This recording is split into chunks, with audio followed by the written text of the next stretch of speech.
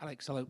Can you give us a bit of insight into what it takes, explain the commitment, I suppose, that a football career from Guernsey involves, particular Isthmian League with Guernsey? I mean, talk us through an away trip, for example.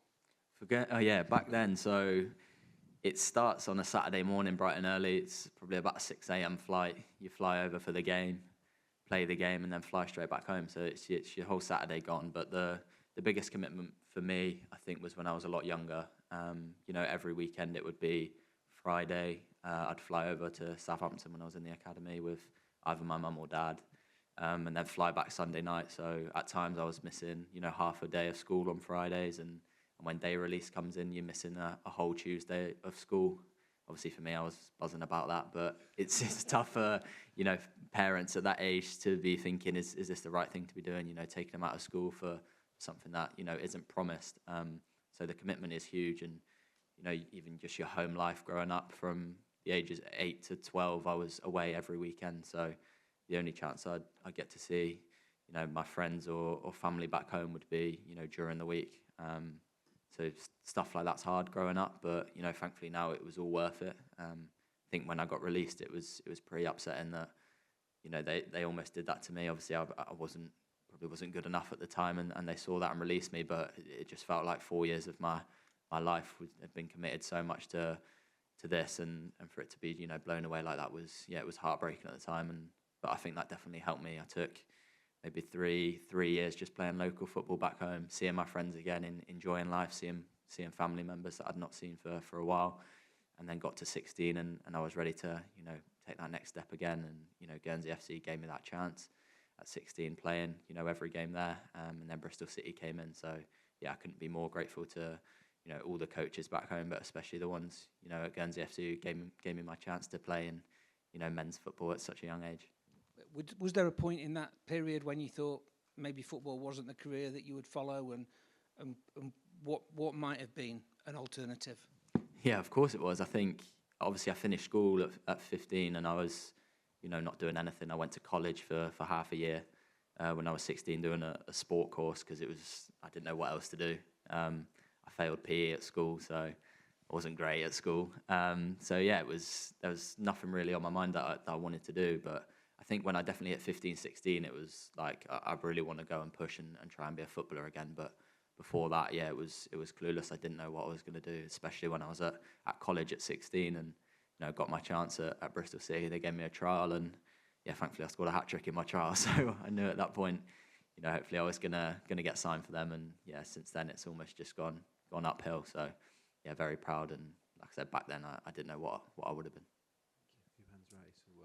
Alex, how are you doing? Obviously, you've spoken about the togetherness in the Bournemouth squad, and I guess that might be tested a bit on Thursday night up against Velko and Petro.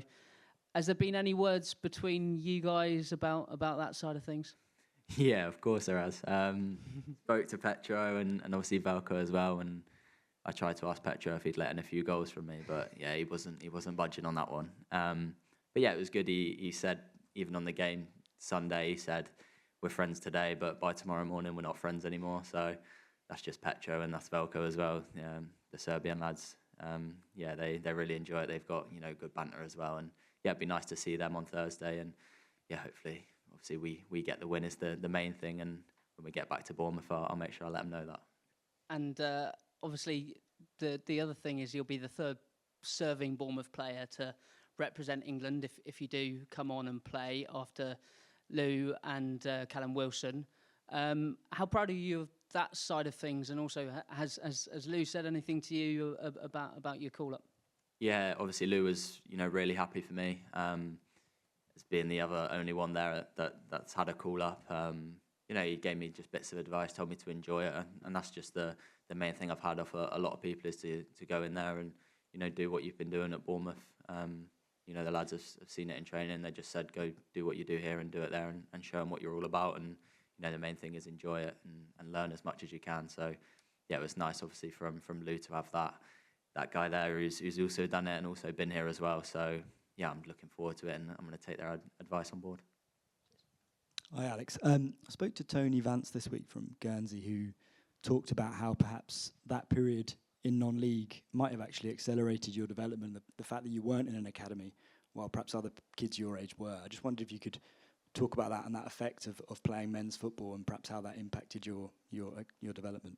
Yeah, I think it was definitely important for me. I think to get that chance at 16, I think it helped, massively when I first went to Bristol City, because a lot of them had not played men's football, just come through the academy and as a scholar, 16, just playing under 18 football. And I think I almost had that bit of advantage over them where I'd experienced men's football and, I can take that side of the game into, the academy side. Again, it's one of them. I was probably maybe a little bit behind on, I don't know, the technical stuff of academy football and the way that's different to men's football.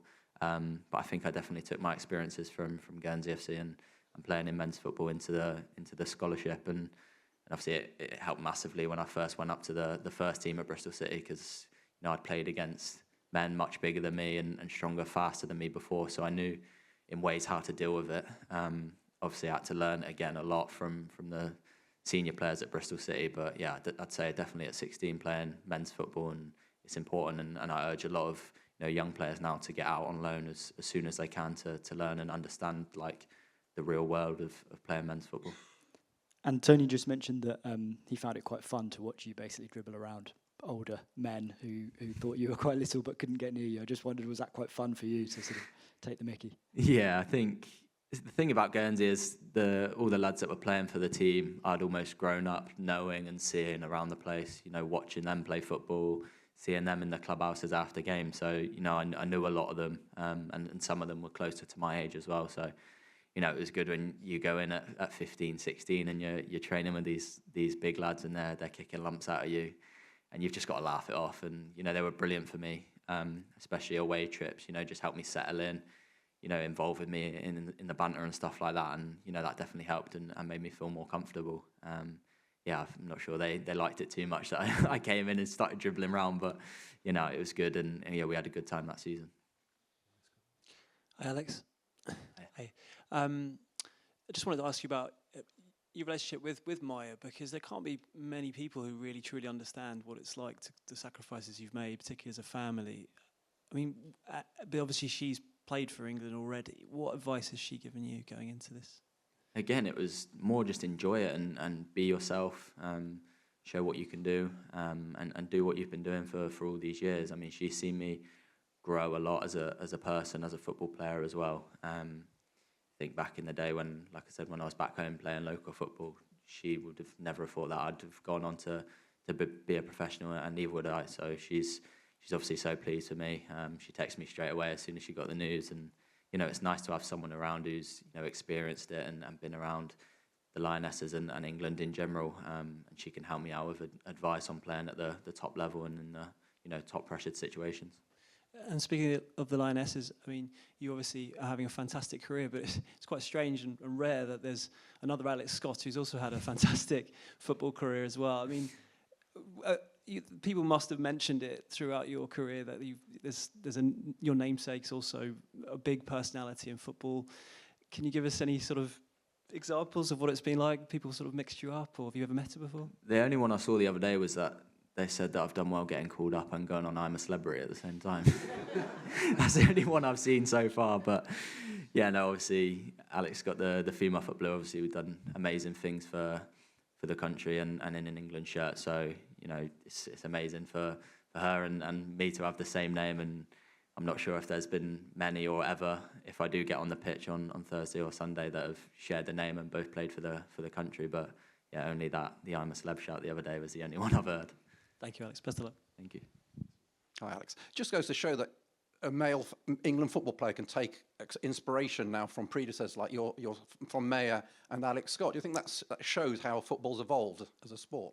Yeah, of course. I think the female football now is massive and it's grown so much. And I've obviously followed it for quite a while because of my sister playing in it every week. So it's amazing. What they're doing. The Lionesses have been unbelievable in the most recent tournaments they've played in and showed what they can do as females in this sport, and it's amazing for the younger girls growing up who now want to go out and play football, and their idols are all playing for England. So it's huge for the country, it's huge for the sport, and obviously for the females as well, and the kids growing up that maybe back in the day wouldn't want to be a footballer are now starting to play football at much younger. Can I just ask about your predecessors at the Channel Islands, Lasso and Letitia? Obviously, you're too young to see them live. Have you seen footage of them and been inspired? Did you know them? Have you met them? I've not met them.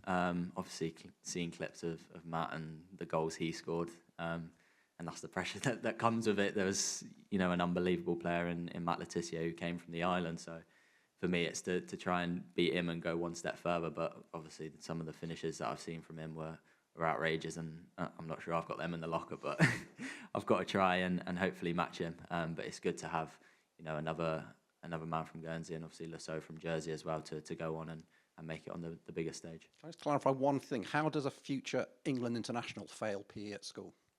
What were you rubbish at? The written coursework. Yeah, I think I don't know, to be honest, if I got top marks in football, but the written stuff, yeah, I was no good at that. Passed English and maths though, so that's the most important ones. Cheers, thanks.